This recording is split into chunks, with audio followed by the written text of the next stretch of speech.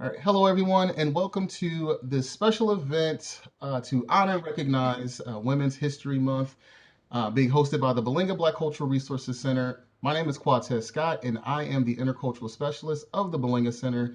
And I would like to take this time to thank our Vice President for Inclusive Excellence, Dr. Matthew Cheney, for helping to make this event possible.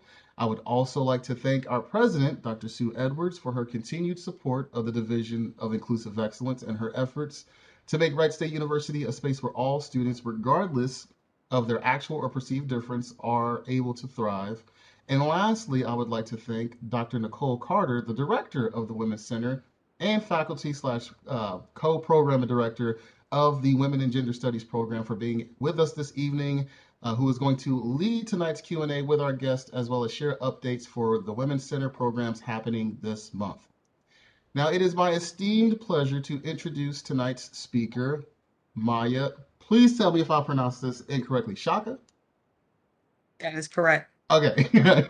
Maia Chaka is a multifaceted, goal-oriented individual with a passion for breaking glass ceilings and being an example for young women worldwide. Originally from Rochester, New York, Chaka grew up with a family-first mentality, carrying that with her through her schooling and career.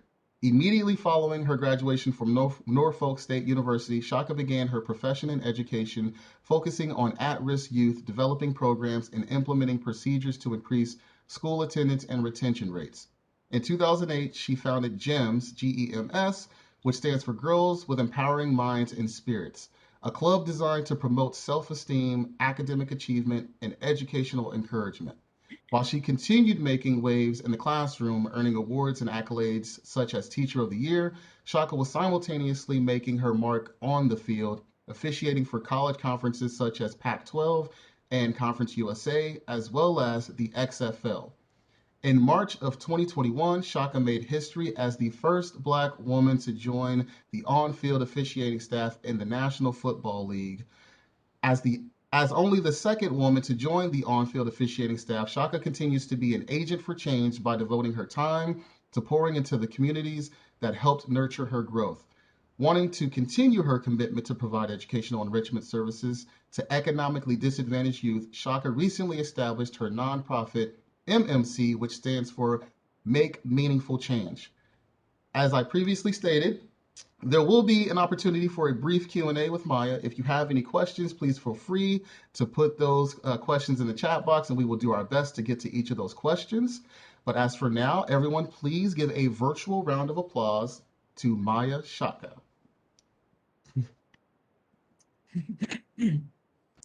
Wow, awesome. Thank you for that amazing introduction. When you don't really think about the things that you're doing until you hear somebody else say everything that you have going on in your life. This is just something that, I just put my head down and I stay with the grind in order to make it where I am. And so I'm just delighted to be here today. I'm very excited to be able to share my story. I love being able to share it on different platforms, and Wright State has allowed me an opportunity to discuss my journey as being a professional football official. So, like it was said, I started at Norfolk State University. Behold the green and gold. I know everybody's, you up north a little bit, but I'm proud of my university. And while I was an undergrad there, I wanted to make the most out of my college experience. And when I say that, started off as a health and PE major, and I looked at everything I could possibly do on the health and phys ed track. But also while I was there, I looked at every single avenue that I can take to generate multiple streams of income once I left. So I started thinking, if I'm a teacher, I know these are going to be my specific hours. I know I'm going to have summers off. I started thinking about other ways that I could generate income once I had my degree. I also, not only did I get my degree in teaching, I also have a certification as a personal trainer. So I took up some classes with health fitness, and I was able to be a certified trainer and certified nutritionist once I left. I also took up the coaching and officiating classes there as an undergrad. And when I started to think about the two, I know I didn't want to be a coach because coaching was almost the same thing as teaching, and it was probably going to be an extension of my teaching day. And so I just started to think about what are some other things that I can do. And officiating just stuck in the back of my mind, but it didn't jump out at me right then and there. So as I started also with my work study at Norfolk State University, I was working underneath student activities, and I was working in the intramural department. And one of my jobs in the intramural department, I used to hire the officials to have them come in and officiate, the flag football intramural games and the basketball games. And at that point, I didn't really know what a professional official was. I didn't know what they looked like. I'm a young college student. I'm just trying to get the most bang for the buck and what our budget could afford. And I didn't know I was hiring, officials that were bottom of the barrel. They were the typical guys that you would normally see, overweight, the beer bellies, uniform a little bit wrinkled. You have the basketball official making calls from half court on the and one calls in the paint. And it just wasn't good. And, just like any other spectator, when you're not proud of the officiating or you're not proud of a product, you kind of sort of heckle and you rag them and you give the guys a hard time. So one of the men turned around and said, "You don't know how hard this is to be out here. If you can do it better than me, I want you to try. You want you to come out here and show me that you can do this." And that just stuck in the back of my mind. I didn't take him up on it immediately, but it just always stuck like this might be something I'm interested in. And so once I graduated, I started teaching health and PE. And after my first year of teaching, I'm working with a coworker, and my coworker doesn't look anything like me. And we don't have anything in common, nothing at all. He's a typical, I won't say typical, he was just a white male that he loves fishing, he loves his rock music, he's an outdoorsman. I'm definitely an indoor girl, and I love my R&B soul. So we just were complete opposites when it came to everything outside of sports and teaching. But he saw something in me that I didn't see in myself, and he knew I was an athlete, and he knew I was very confident in my abilities. And he says, you have everything that it takes to be a football official. Because you ever thought about officiating? I said, actually, I want to officiate, but I think I want to do basketball because I love basketball. And that was my sport. And he told me, no, I think you really should think about doing football because there aren't any women that are doing football, and you would be amazing at it. And, I gave them a lot of resistance, a lot of kickback because I didn't like the uniforms they were wearing at the time. At the time, they were wearing like these white knickers. They almost looked like yoga pants, and the socks that came up to your knees. And then I used to have tuck all my hair underneath the hat. And then I had to run outside in the rain. We don't do rain too well. And so those are all those are all kickbacks for me. Is that I don't want to do this. And he just really encouraged me, and I tried it. And then once I tried it, I really loved the part about me not knowing anything about the sport to officiate it. I knew enough about it to watch it on TV. I knew enough about it when I played in my neighborhood, as a child. I knew that I was good then, but all the small roles and small rules and mechanics that it takes to be great at it, I knew nothing about it. And so one thing I really loved was being able to strip myself from everything I learned about athletics through basketball and as a player, and learning how to be a professional for a sport that was almost foreign. If I picked up a football rule book, I might as well have been reading Spanish or German. And Sean actually, not, yeah, Sean, who's my coworker, he took me step by step through the rule book, and he took his time to help teach me something. And this was amazing because we're teaching at the same school. The school that we're at is pretty much 85% African American, and it is 90% male. And here's someone who sees something in me that doesn't look like me and doesn't even look like the kids he's teaching, but he keeps the same energy with me and with the students. And I think that's so important because I'm still working with kids to this day, who are afraid to talk to people that don't look like them. And it's real important that you're able to kick down those doors and, and break through those stereotypes so great things can happen. So Sean continues to push me. And my first 3 years of working, I ended up working a state championship in Virginia, which is pretty much unheard of. Like that was amazing. I was the first woman in the state of Virginia to do that. But it did come with some kickback. So while I'm working on my high school board, I just finished my first year of officiating, and I was voted in as a full member in November. The state championship game was played in December, that following month. So I'm a full-fledged member. The board says Maia can't work the state championship because she just finished probation, even though I'm voted in. All right. So they say she can't work it. And I didn't know if it was because they didn't want me to work it because I was a woman or if it really was because I finished my third year.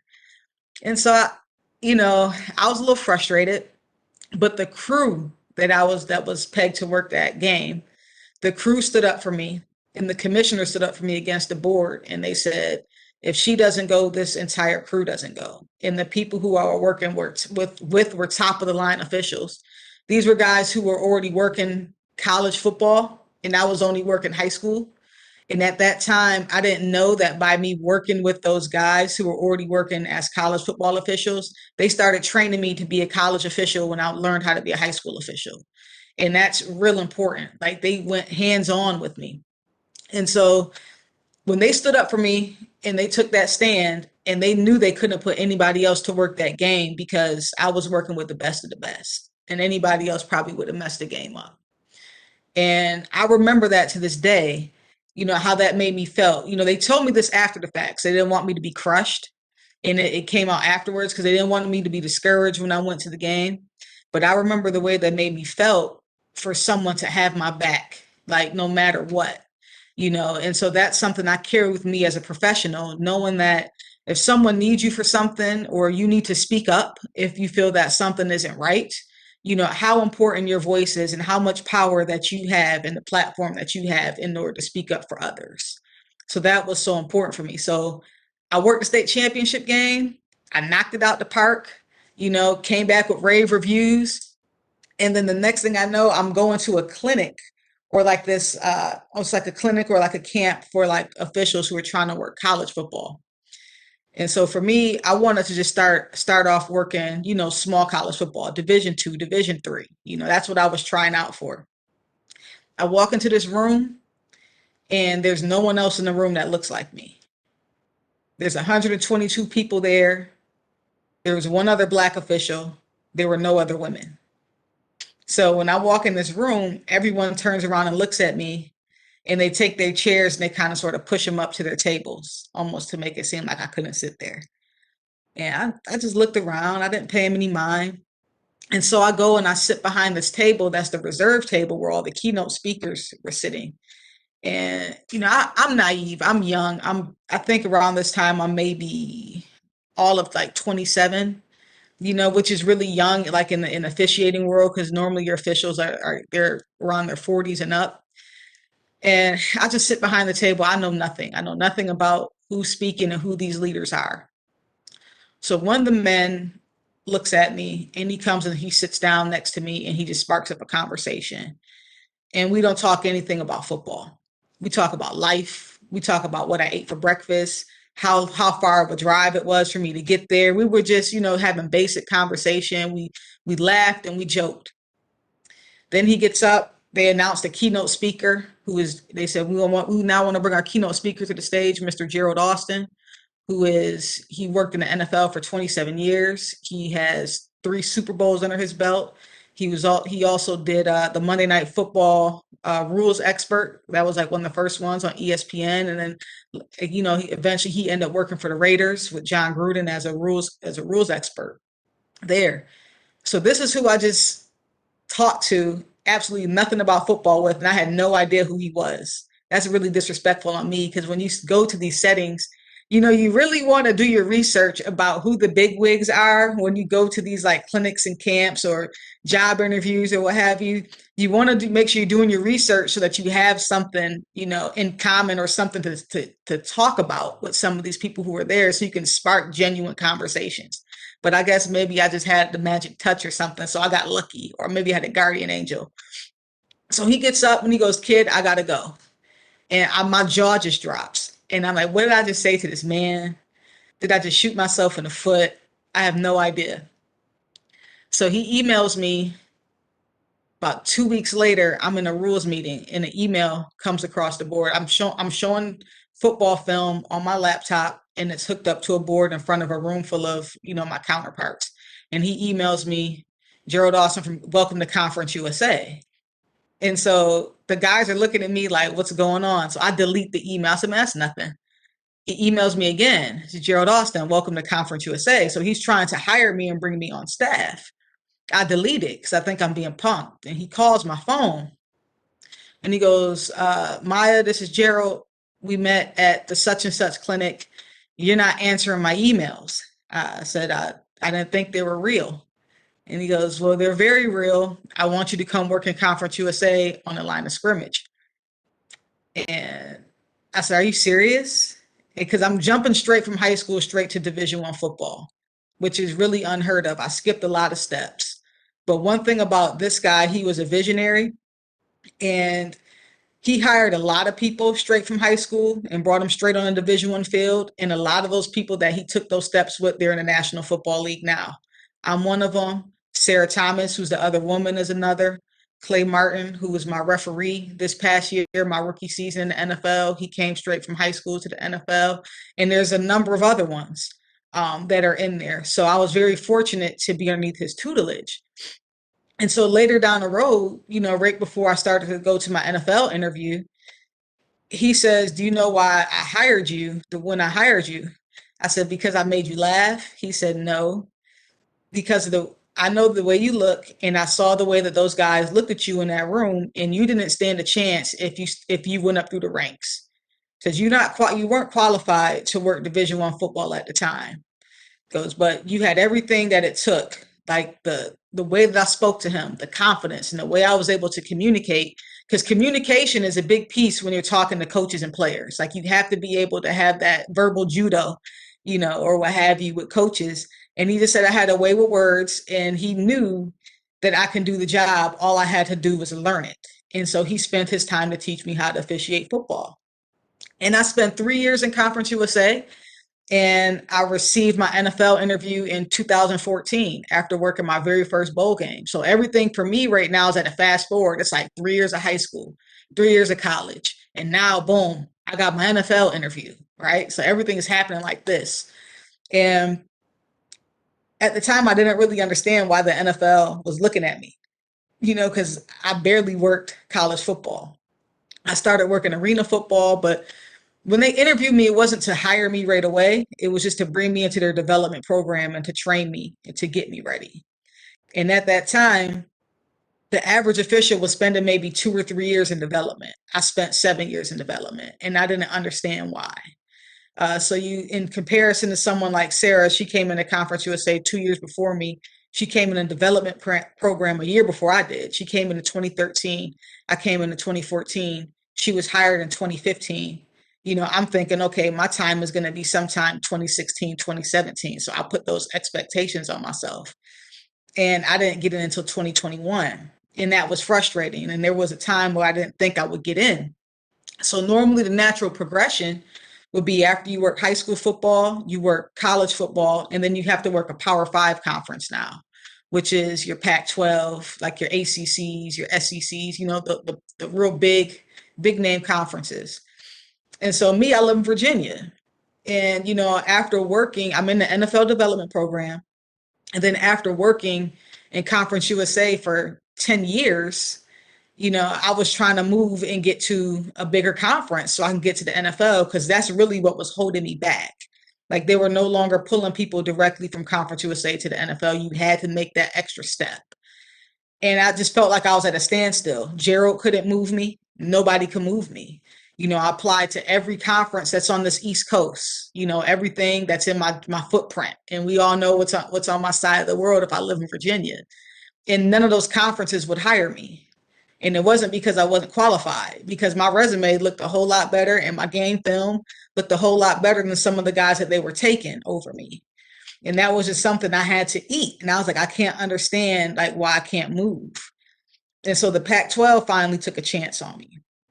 And so that's me living in Virginia, working all my college games now in Washington, in UCLA, in USC, going to Hawaii, sometimes from the East Coast, and not only working your games on the weekend with a 3 hour time difference, but all your meetings that you have during the week. Those meetings start at 9 p.m. my time because it's 6 p.m. on the West Coast.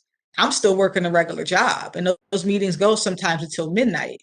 I'm still getting up every single morning and teaching. And so that was just a huge sacrifice I had to make with time in order to make sure that I was able to get to where I'm at, like in the league, but that was just something I loved the process. I never want to trade that in because I love the way I was becoming as an official, how strong I was getting, the support system that I had, and when we start talking about mentorship, as you can see, my first two mentors kind of fell in my lap, right? Between Sean and Gerald, they were kind of just presented to me and it was coming easy. So like now I actually had to work.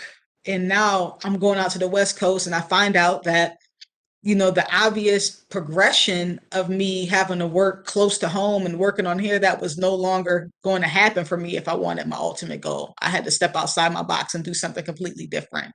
And now my footprint is crazy, so I found another mentor that lives in LA that took me under his wing. And he pretty much taught me everything I know and made me be a professional and polish me up. And I no longer had any more yes men. Like he was telling me everything I did wrong. He would tell me one thing I did right, but tell me five things I did wrong.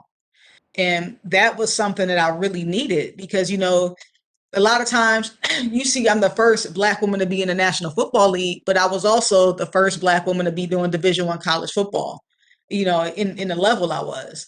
And so when that you have a lot of hype around you, you got a lot of people who just want to be your friend and just be associated with you just because you carry that certain rank. They think you're kind of like a chosen one. And when everybody saw it was taking me too long to get to the NFL, I noticed a lot of people, didn't want to hang around me anymore. Some of the phone calls stopped or what have you, but it is what it is. So, anyways, I'm working my butt off in the Pac-12, and this is right around 2018, 2019, right before COVID. And then I start working in the XFL, and now COVID hits. All right. But right before COVID started, because I was so frustrated with me not getting to the NFL in that 5 year mark that I was setting for myself, I started to go back and I started to officiate basketball. So I started to put my energy into something else. Because I just said, you know what? The NFL probably won't happen. I'll be okay with just working in the Pac 12, as an official. They make pretty good money. And I'm going to dabble my hand in basketball and see how far I can get in basketball. So within a year of officiating basketball, I started working Division I women's college basketball, and I was on the radar for the NBA also at one point. The NBA had something out where they wanted to make their officiating staff half women, and so I knew a couple of guys who officiated in the NBA, and I worked my network that way. They saw that I had the potential to make it and they started to invest in me in that way. So I have the NFL here and it's like, but it's at a plateau. And now basketball for me is going like this and it's almost meeting. Right. And I was scheduled to go like to the NBA's like development program. And so like it would have been like this basketball and football and I would have had to choose. But now COVID hits. Once COVID hits, the NBA doesn't have a development program anymore. But well, at that for that year, they didn't carry one because they had no place to do it. But not only that, there wasn't any more sports. There was no football. There was no soccer. There was nothing. I'm working in the XFL. I'm on my way to a game to Tampa, and then COVID-19 spikes, and they say the league is shut down. And I'm literally in the air, flying from Virginia on my way to Atlanta. As soon as I land in Atlanta, I have to rearrange another flight and come all the way back home because there was no more games. And so a lot of income was lost.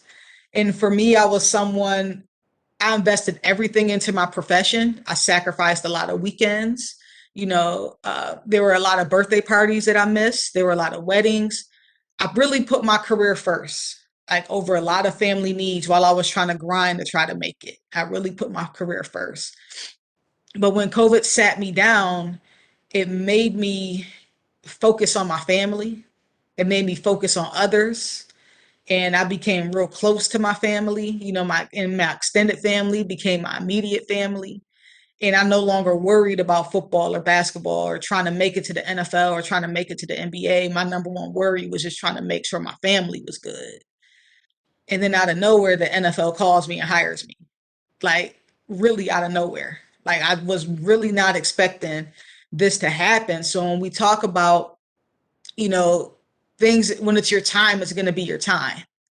So Pac-12, we worked 4 games that one year prior to anything even, but prior to me even being hired. And I'm normally work anywhere between 14 to 17 college football games. I worked 4 games in a year, and the NFL hired me. I don't know what game film they were watching, or you know what finally made them change their mind to say, okay, we want her. I don't know if it had to do with Kamala Harris being in the White House. I don't know. But all I know is it made them take a second look and say, hey, we need to now bring somebody else on. I have gotten a lot of opportunities because I'm a woman. I know this. But that doesn't mean that those opportunities keep you there. It's your work ethic and what you do and how you have to constantly prove yourself. And that's one thing I've always had to find myself doing as a woman, is I've always had to work 10 times harder than any man to get anything, especially in my field. And my competency is always questioned, always. And they always doubt me. And then but I love that though, because just when they think, they say, all right, they had the bar set so low for me, then I come and I blast right through the bar, and I just shock everyone. They're like, oh, she's really good. Like, I had a really good rookie season, and I did a lot of things they weren't expecting me to get. I made calls I didn't think I was going to make. The way I talk to coaches and players, like the things I did, I'm a professional. I've done this for 15 years. So I don't understand why they would expect anything less, why the bar was set so low for me and my success. Maybe because I was a woman, and people doubted me and thought that the only reason why I was hired was because of my demographic. But I did extremely well. And, even my crewmates in the beginning, they were going to doubt me a little bit. I hadn't worked football for an entire year, and then I go to training camp and I'm rusty, just like anybody else is, right? It's hard. And in looking at the NFL speed, it's a lot different from looking at college. You have your linemen, they're like 300 pounds and they run like a 4.6, which is crazy fast for somebody who's like 300 pounds. And the speed that you're looking at is different. So there were a lot of growing pains for me in the summertime. And I understood why my crew was like, all right, we may not want to work with her. She's not going to be good. But when that first preseason game kicked off and I was rolling with it, and then when the week one kicked off, I started rolling with it. They backed up and they let me do my thing. They said, okay, this girl's here. She can work. They started to respect me. I've even had certain situations where I wouldn't say crewmates threw me under the bus, but they would leave me out to see if I would sink or swim, like as a test. And I passed the test every single time. And I knew that's what they were doing. There were times they could have intervened. And to me, I think it's a good thing, that it's a little bit of that tough love. I don't think they were trying to embarrass me. They just want to see if I really had my big girl pants on. And, they did that quite a few times. And once I passed every single last one of those tests, I would now come in and relay information. They trusted me. So I just had to work so hard to get the trust of like my male counterparts. And that was something that no one could take away from me. They can't take away that work ethic that I put in order to get there. They can't take away my effort. They definitely can't they can't take away any of my shine or anything that I'm going through right now. So I'm just very appreciative for any challenges that I'm facing, when I go through that. So they give me a real hard time because, in training camp, one of my first training camps, I left my shoes. I forgot to pack my shoes. And I showed up in training camp with Nike flip flops and a pink pedicure, pretty pink pedicure, had little sparkles in it too.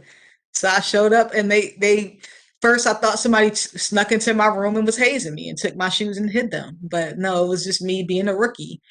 And what made that experience special was that I owned up to it, right? So I owned up to me just being a rookie mistake. I played into the joke. I borrowed a pair of shoes from the team and they gave me shoes.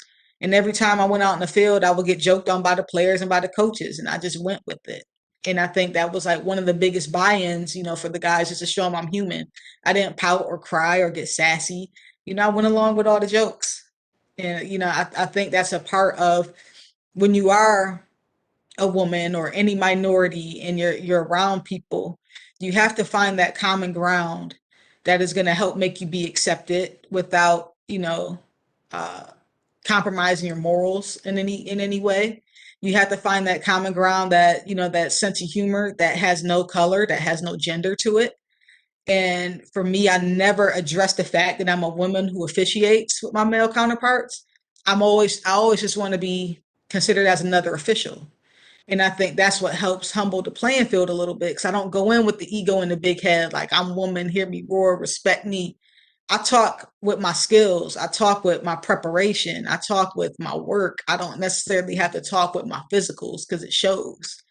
Everyone who comes and they watches the game, they know I'm a woman because they can see the ponytail, and I switch my ponytail up every week. You can see the ponytail out the hat, right? So I never have to address that. And, I think that's what helps make them accept me a lot more, because I don't try to get over or try to have any power over those situations. But overall, like I said, my first year in the league was very successful, was absolutely successful. And I would attribute that really to just, like hard work and, just being accepting and being flexible and willing to work with others. I saw y'all taking some notes, man. I don't know, you got some. I didn't know you were done, but no. So one, thank you for all of that. Yeah, I was sitting here like writing down like all the stuff Yeah. you were saying. But I'm going to hand it over to Dr. Carter. Yeah, I was taking a lot of notes too. That's what I was doing. But so thank you for your comments, your talk. I'm actually extremely inspired by that. And so I'm sure that everyone listening was as well inspired. So I have some questions, but I don't think I want to ask them like all in a row. So if Cortez, you have some questions too, maybe like jump in, and Dr. Cheney jump in.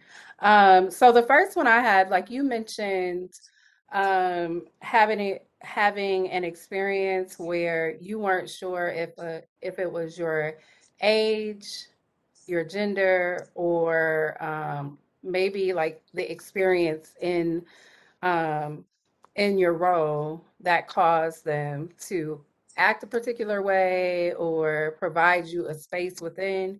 So, but you made it regardless. And so, my question is, what recommendations do you have for younger women, younger folks, period, who are navigating what I would call intersectional oppression, because that's what that sounded like to me. Not being able to really determine what it is, like what the reason is, but there is a reason.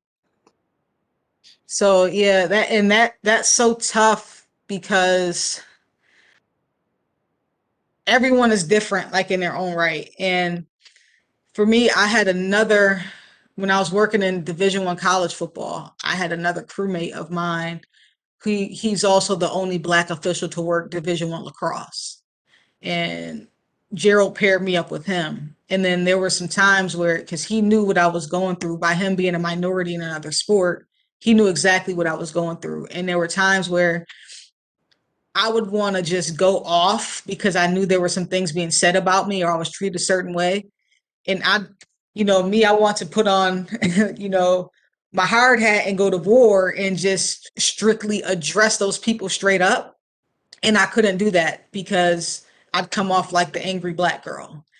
And he really taught me how to navigate those waters by a lot of times he was my voice, which I was fortunate to have that because he didn't care. Everything that I spoke to him about, it was always in complete confidentiality. And he spoke up for me on every single thing. And he would actually come back and, tell me, hey, you have a right to feel this way, or you're right, this is what's happening, you know. But he also reassured me, I chose to be a part of this world. When I chose to officiate, I knew what I was getting in, because you had to know what you were getting into. It's going to be tough. It's not going to be easy. There are going to be some things that you're going to have to break down. And so for me, I don't necessarily want to say I was trying to be accepted, but all the decisions I made sure that I was going to be respected no matter what. And there are still some people now that aren't happy with where I'm at, but I continue to prove them wrong with my body of work. And I think that really has to be like your focus when you're dealing with people with those that have those issues, they're going to continue to have those issues. And there's nothing that you can do or that you can say that's going to change their mind other than maybe, a lawsuit or whatever. But then that looks bad for you. Like you have to learn how to fight those battles. And the only way to fight them really is through your work. Like you have to just make sure that you are on point and you just continue to prove people wrong. And it's tough because you're going to get scraped up. Yeah. So, and off of that, because I was one of the things I like that you said was that you have to find common ground without sacrificing your convictions, and that was kind of talking about, the leaving your shoes and then coming out with the flip flops and the pink toes out. So, like, part of this is like this discussion is also talking about like how you yourself like navigate spaces that are dominated by men, but we talked before this whole thing started, but there's also that added element, which is that in the NFL, people get paid a lot of money to do that as well. So Mm-hmm. there's a lot of economic wealth privilege from that side of it as well. So can you talk a little bit about like how you like find common ground with the folks that you're navigating those spaces with without sacrificing those convictions? Like how do you balance that? Sure. So I can give you another story. I can actually give you a bunch of stories about this, but one particular moment, I'm in a car ride. There are 8 of us. We're like in a suburban, and we're riding through Texas. And I would ride with these same guys every single week. And when we're riding through Texas, the only thing and all these guys were Southern country boys. Now I'm the only black person in the whole car. So the first music of choice they go to is country music. And I listened to a lot of Waylon Jennings, and a lot of Bobby Bear, who I didn't know who they were. But the minute, they put them on, I had to listen to it. I couldn't put on my headphones and listen to Mary J. And then, yeah, I was hyped that she did the halftime show. I was like, yeah, we made it. I'm in the league, and Mary is on the Super Bowl stage. We in here. But I couldn't listen to my music at that time, right? Because it would seem like I'm not interested in them, and I had to get them to trust me. So even though to me country music sounds like screaming cats and like just like it's not the best thing to me. That's just my personal way it sounds to me. I know a lot of people think hip hop sounds the same way. Like it was almost like torture for me to be in these 3-hour car rides through Texas, and Texas is flat. There's nothing to look at. So it's just me and country music and these men singing these songs word for word. And I would just sit there and take it and joke and pretend like, yeah, like kind of, go along with it because his country music really isn't hurting me. And then after a while, one of the guys spoke up and he says, hey, why don't we put something on that Maya might like? And so they go in and they pull out the music that they think I would like, and it's Nelly and Tim McGraw. It's they think I would really like that. So, but that was them trying to be relatable. But that was after I had already endured weeks of straight country, and I had proven myself on the field. They're like, "Oh, she's okay, so let's just try to pacify her by throwing this in." That was like a them extending the olive branch a little bit, or a little peace gesture. I was happy with it because it was them, trying to, be a little different. But you better believe, like the following week, we listened to like Jeezy or something, like in the car. We were listening to full out trap music. So it's like the way of navigating those spaces. You have to get them comfortable with you first, and then finding whatever that you can have in common just a little bit, like that Nelly and Tim McGraw. That's like their introduction to rap. I said, oh, you think this is good, try this. And so then our playlist started to become a little more diverse, each time we went down the road or we went on different trips. So it's just about enduring just enough, so as long as it's not compromising your morals or anything that you have, you know being able to fit in just like that, and then kind of slowly bring them over to your side just a little bit once you gain their trust.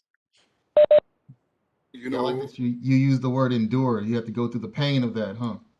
Yeah, that was painful. Yeah. That Maya, was painful.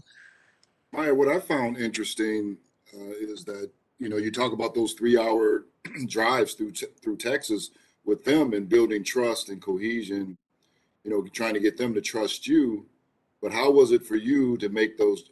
As a woman in a car with 7 other men? You know, how did you navigate that piece and learning to trust them? as you made that trek through? So for me, I have always been the only woman in my circles, like growing up. I grew up around a bunch of boys in the neighborhood, so it was natural to me to feel okay, like with these other men in the car. You know, I didn't have any terms of distrust. They didn't give me any reason to not trust them. You know, is what I would say. But you do have to be careful about the type of conversations that you have, because a lot of people may get confused that because it's football, they don't think it's a job. No, it's very corporate and it's very conservative. And so you really have to be careful what your conversation is like, you know, not discussing politics, even when they are discussing politics, you know, so you already know who they're voting for and what they're doing. You know what you're dealing with, like straight up front. And so that's where my trust is. They show me all their cards on the table. They don't know all my cards, but they lay them all out on the table because that's just how bold that some of these men are. And even, you know, referees, we have egos. Like sometimes we think we're untouchable because we're in control. So they just showed me their entire hand, and I just played along with it. You know, it gets difficult when somebody doesn't show you your hand. And for me, like I said, I'm one who I don't show my hand, and that's why I had to ease my way in, because I knew they would have to trust me because I'm so reserved on some things.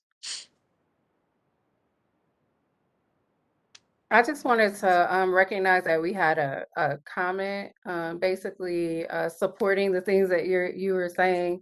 So this comes from Elizabeth Ball, who is part of the African American Alumni Association. And she said, this is such a timely speaker, and thank you. Also, in my comment, because I talked about young women. So she said that it's whenever a woman transitions into an unexpected role or new environment. So love the reminder to walk in your preparation and knowledge and skill. Hmm. So I also it actually connects to, I have so many questions I wrote down here. I'm just going to ask one related to, it kind of connects to kind of the car ride situation with the music lord. And it's funny that Cortez and I were just talking about, well, we were rapping Jeezy because Jeezy's coming to Cincinnati. It's interesting. So funny that you brought that up. But so the question that I had is, one of them is, how do you suggest learning to navigate these changes, like navigating like uncertainty, navigating like maneuvering in different spaces? Because it's like you have to be different people at different times to be. Yeah. Well, I think that is like one of the talents of like Black women. Hey, you know, we have no. I'm serious. We have to understand so many so many different demographics, and we also have to understand ourselves. You know, we're a very diverse demographic ourselves in terms of, you know, how we deal with our own attitudes and the attitudes of our moms and our sisters and everything. And I think males are more simple. To me, they're very simple. But in terms of me having to navigate those waters, it was really because I was exposed to so many different cultures at a young age. Like growing up in the household I grew up in, my parents owned a bookstore, and they exposed me to every culture that wasn't European, you know, because there was so much of the European culture that was mainstreamed in the 80s and 90s. But they exposed me to everything, like the Hispanic culture, like Judaism, like in all different religions, like things that just weren't the basic European Christianity images that you see.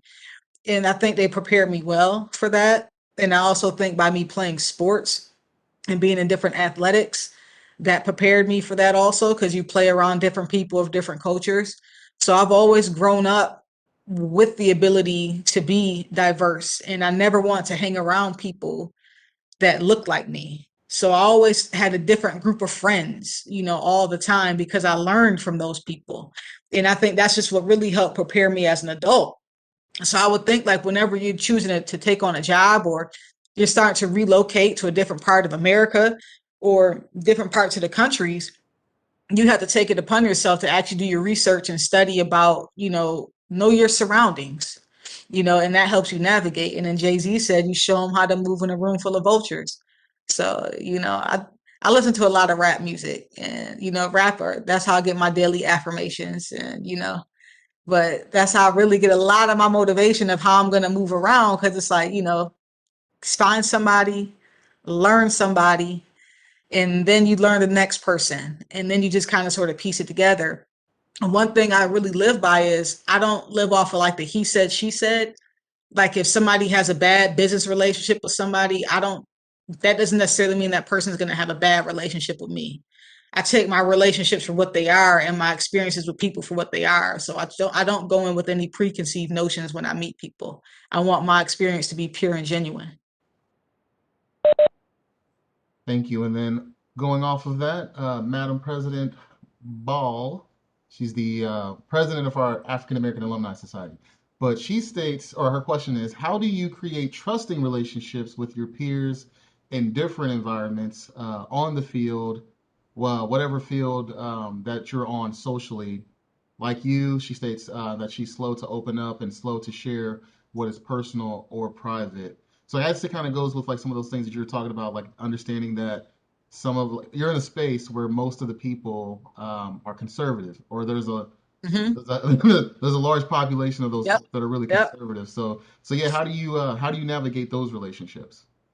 So I keep those relationships strictly business. And so if it's in professional, all my conversations are professional. So one thing about when you're in a room with a lot of people who are conservative and wealthy, they're never going to turn on the opportunity for them to be able to increase their wealth. So it's you have to find out how to start conversations with these people that will enhance their life experience. And so for me, it was about learning how to small talk through football. And a lot of these guys who play football or football officials, they play golf. And when you play golf, they smoke cigars. So I did research about certain cigars, what people would like. I learned how to cut cigars. It's about me involving myself in that social aspect that goes along with the profession. And that was how I was able to be accepted also, because I knew what these guys like to do off the field. Oh, she can cut a good cigar. She can pour a good drink. Like, I know that sounds so like backwards for like society about me catering to a man serving drinks and cigars. I know that sounds backwards, but it really isn't, because that's a way of actually being accepted socially. And then so you now can talk about something else that they would like. I don't smoke. I'm not a cigar smoker, but I can talk about cigars. I know how to find a good one. So I know if we're going to these retreats and these clinics, I know I'll talk to my friends who do smoke cigars and I'll get the real good ones, and I always have the good cigars. And now that's my way into the conversation. And then a lot of people tell you about when they smoked their first cigar, when they first had this or when they first had that. So I will just find anything that's a common ground with whatever that these people like to do, like in their spare time, and try to learn it as well. It doesn't hurt me to learn about them.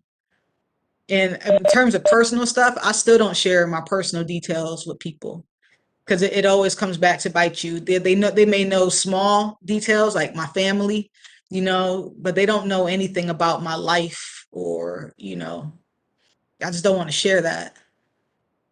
I share that with very few people as it is.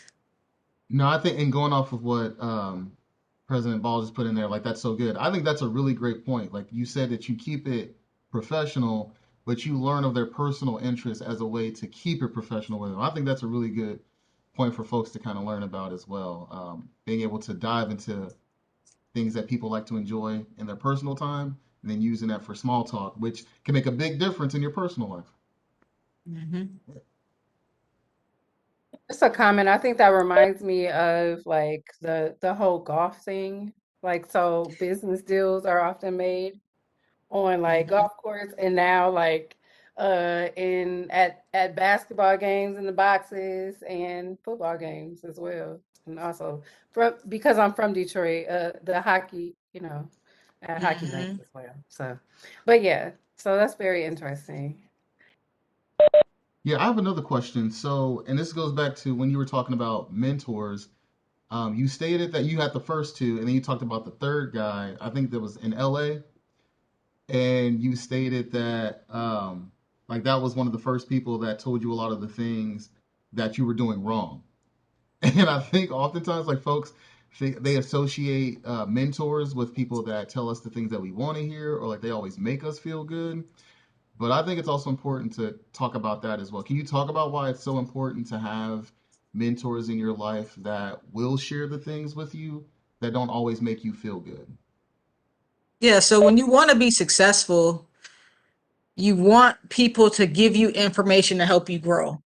And there was a time when I was working college football when people were just telling me, "Oh, you're doing great." Nobody was pointing out anything I was doing bad. And I think there's some of them were doing that intentionally to make to so I couldn't grow. They were trying to stunt my growth. And when this guy he saw that a little bit, and when and he took me under his wing once I got to LA, he was just like no holds bar. He says, "You have to listen to me. Don't talk to anybody else. Don't say a word. Listen to everything I'm going to tell you to do, and you have to do it." He goes, "You're not going to like what I'm going to say to you. I'm going to call you up and I'm going to cuss you out, twice a week. I may I may cuss you out in the middle of some of your games and through text messages because if you're messing up." And so what that made me do, it made me really just look at everything that I was doing wrong or everything that I did with a fine tooth comb. Because I now set a personal goal to myself, all right, he's not cussing me out after this game, or he's not gonna say anything to me this week. I'm gonna try to make sure I do it correctly. Because he would put me on blast. And then even when we had like those, like we would have like weekly meetings, with a certain position that I worked, we'd have weekly meetings where we watch film with all the other officials that work our position. And he put me on blast like he put the men on blast. And nobody wants to be on the training tape for doing wrong. He did that intentionally to whip me into shape. It wasn't to beat me down. It was, hey, when you get to the big world, when you get to wear that shield on your chest, it's going to be 10 times worse than what I'm telling you. So you better get used to it. And so that's what I'm really appreciative for, of somebody just, giving it to me raw and uncut, and not necessarily, "Hey, you're doing great, sweetheart." And then the last question before I hand it over to Dr. Carter. Well, I don't know which one of these, Miss Karen, you want to ask, but you have two questions. All right, so let me exit out of that one. All right, so last question from Karen Hunt, who is one of our alumni board members, is: do you offer a workshop for young women to grow into the profession of officiating? So I do not offer a personal workshop. However, I do a lot of recruiting and on the grassroots level here. And because I'm now where I am, I think we have more women on my high school board than any other board that's in the nation. We now have 13 women that's on our board. And I don't specifically do the workshops myself because I'm so occupied with other things. I do pop up to some of the training classes, but the guys who are doing the training classes are people who I trust, and they work very well, with the ladies that I bring to them, and they all want to make sure they're successful. And I try to go back as much as I can to help out, but I'm not 100% tied specifically to that workshop.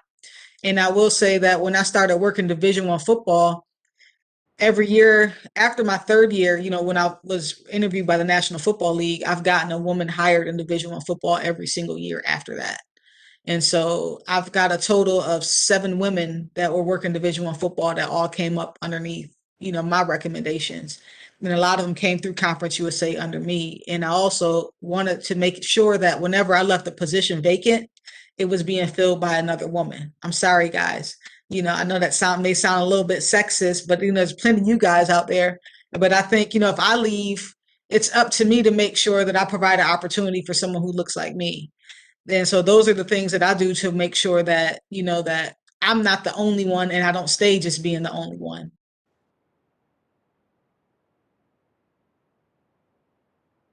Were you gonna say the other comment or Cortez? Oh, well, so yeah, Karen also put congratulations on your success, and then she was going to ask how you prepared yourself, being the only black woman in those settings, but you spoke to it. And then as a black woman, as a black woman, she knows that it's difficult being the only one in the room. So kudos to your parents for exposing you to all cultures. And then, of course, that was Karen. So I'm gonna ask okay, there are two questions. So the first one is just for uh, obviously I direct the Women's Center on campus. And so I am very interested in the steps that you would suggest to develop three things you mentioned, actually, confidence, the ability to communicate, you called it verbal judo, and really learning to do that networking. And so I think they're all connected, but what are some suggestions? And then I have a final question. All right, so I'll start with a networking because it kind of everything falls up underneath there. So when you're going to places and you're trying to network, and I think like now the roles are reversed. Everybody's trying to network and be a part of my network, and you can really tell when someone's not genuine. And I think when you're really starting to network with people, you have to be genuine when you're approaching these people with conversations and not just trying to get on because they're the next thing smoking or because you think like they're the best thing and they can help you with the opportunity. You really want to surround yourself with people who you wouldn't mind calling on for professional advice. And sometimes you may not be friends with these people. Like I have a couple of people who I'm not friends with at all, but I can call on them for professional advice. Matter of fact, we can't stand each other personally, but you know, he's powerful. I'm going to be powerful. I know this is what he has. So when I go to him with specific questions that's going to help me. And so that's how you really establish your network. You want to make sure that you are addressing things specifically and you're going with intent when you're talking to people and you're not just really creating small talk. And, have your questions ready about how you can grow your brand or grow your profession. Really have honest and genuine questions ready of how you're going to enter that workforce when you're talking to some of these people. And when people see that you're serious about that, they don't mind bringing you into their network also. And that's called like just being prepared, when you're in any type of setting to interact with people.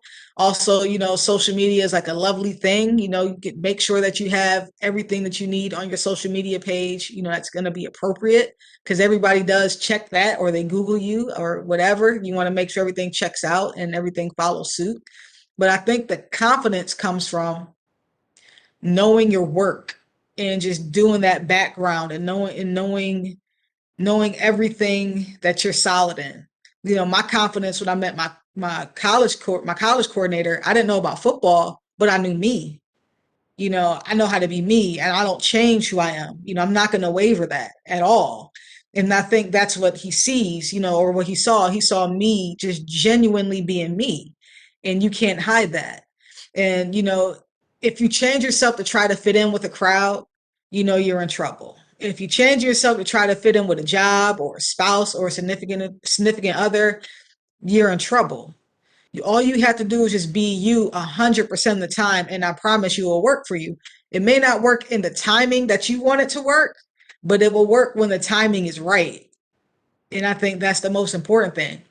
And then especially like when we're talking about like communication, like the verbal judo, I read a lot of books. I will read like different things and not just like the same books, but I will read. Like I think I just saw somebody ask me what book am I reading right now.